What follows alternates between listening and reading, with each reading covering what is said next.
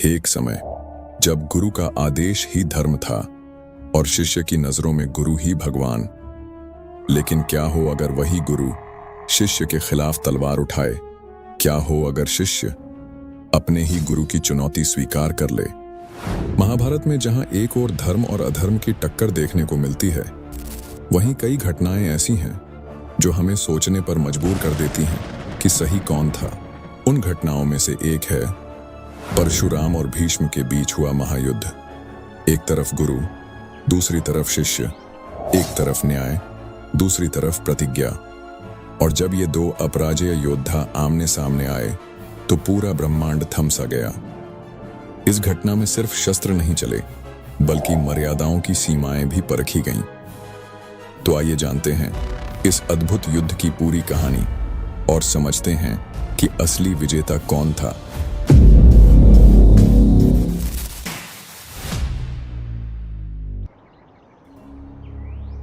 हस्तिनापुर के राजमहल में एक बालक जन्म लेता है। नाम रखा गया देवव्रत, महाराज शांतनु और गंगा के पुत्र। लेकिन ये कोई सामान्य बालक नहीं था।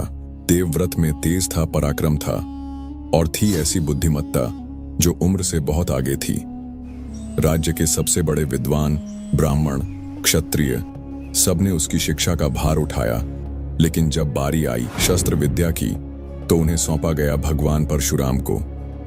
परशुराम विष्णु के छठे अवतार, जिन्होंने एक युग में पूरे ब्रह्मांड को यह दिखाया था कि जब राजा अधर्मी हो जाए तो ब्राह्मण भी हथियार उठा सकता है। उन्होंने अकेले पृथ्वी को 21 बार क्षत्रियों से मुक्त किया था। उनका क्रोध, उनका धर्म और उनका बल अकल्पनीय था। और अब वही गुरु बने थे देवव्रत के आचार्य।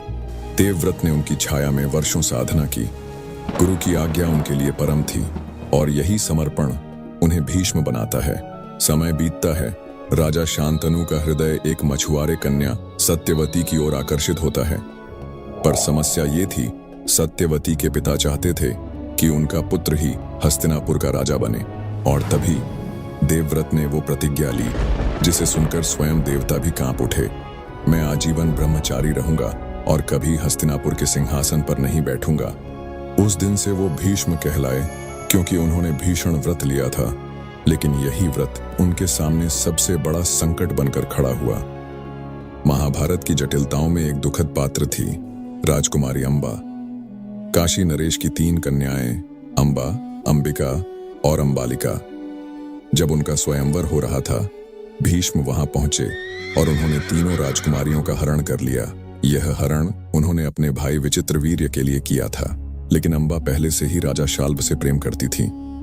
जब भीष्म को यह ज्ञात हुआ तो उन्होंने अंबा को स्वतंत्र कर दिया कि वह अपने प्रेमी के पास लौट जाए। लेकिन समाज ने उसे स्वीकार नहीं किया। राजा शाल्व ने उसे ठुकरा दिया, क्योंकि वह अब युद्ध में हारी हुई स्त्री थी। अपमान और पीड़ा से जलती अंबा ने प्रतिशोध की आग में तपने का निश्चय किया। अंबा ने न्याय की याचना लेकर सबसे पहले हस्तिनापुर के दरबार का रुख किया, पर वहां उसकी फरियाद नहीं सुनी गई। उसने अपनी व्यथा लेकर ऋषियों और तपस्वियों के पास गई, लेकिन सबने मौन धारण कर लिया। अंत में वह पहुंची अपने आखिरी सहारे के पास, भगवान परशुराम के पास। परशुराम, जो सदैव धर्म की रक्षा के लिए खड़े रहते थे, अंबा की पीड़ा सुनकर विचलित हो उठे। उन्होंने उसे न्याय दिलाने का वचन दिया और भीष्म को विवाह का आदेश भेजा। भीष्म ने अपने व्रत का हवाला देकर विवाह से मना कर दिया। परशुराम ने बार बार आग्रह किया, लेकिन भीष्म अडिग रहे। अंत में परशुराम ने युद्ध की घोषणा कर दी। अब बात युद्ध तक पहुंच चुकी थी। परशुराम ने स्पष्ट कर दिया, या तो विवाह करो या युद्ध करो। भीष्म ने उत्तर दिया, मैं अपने वचन से पीछे नहीं हटूंगा, चाहे मुझे अपने प्राण ही क्यों न देने पड़े। अब एक ऐतिहासिक युद्ध होने जा रहा था। एक ऐसा युद्ध जिसमें कोई भी पक्ष अधर्मी नहीं था। परशुराम धर्म और न्याय के लिए लड़ रहे थे। भीष्म अपने व्रत और मर्यादा के लिए अडिग थे। ये युद्ध सिर्फ अस्त्रों का नहीं था, ये विचारधाराओं का टकराव था। कुरुक्षेत्र के मैदान में नहीं, बल्कि हिमालय की तलहटी में ये युद्ध हुआ। वहां कोई सेना नहीं थी, सिर्फ 2 योद्धा थे, परशुराम और भीष्म, गुरु और शिष्य। 22 दिनों तक युद्ध चलता रहा।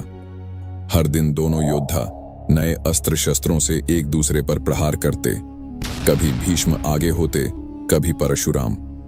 युद्ध इतना भीषण था कि देवताओं तक ने उसकी गूंज सुनी।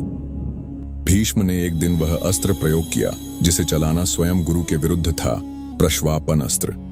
यह अस्त्र परशुराम को कुछ क्षणों के लिए अचेत कर सकता था, लेकिन उन्होंने इस अस्त्र को चलाने से पहले आकाशवाणी सुनी, गुरु के विरुद्ध यह अस्त्र मत चलाओ। और भीष्म ने वह अस्त्र रोक लिया। 22 दिन बीत चुके थे, लेकिन कोई निर्णय नहीं निकल रहा था। दोनों योद्धा थक चुके थे, घायल थे, पर मन से अडिग थे। तब परशुराम ने एक घोषणा की, मैं यह युद्ध समाप्त करता हूं। भीष्म, तुम अपने व्रत पर अडिग रहे और मैं अपने धर्म पर। इसमें कोई पराजय नहीं है। यह युद्ध भले ही समाप्त हो गया, लेकिन इसका असर सदियों तक बना रहा। अंबा को तो न्याय नहीं मिला, लेकिन भीष्म के हृदय में यह घटना सदा एक शूल बनकर रह गई। अब प्रश्न उठता है, इस युद्ध का विजेता कौन था? यदि शौर्य की बात करें तो दोनों समान थे। यदि मर्यादा की बात करें तो दोनों ने अपनी सीमाओं का पालन किया। यदि उद्देश्य की बात करें तो दोनों अपने अपने लक्ष्य में असफल रहे।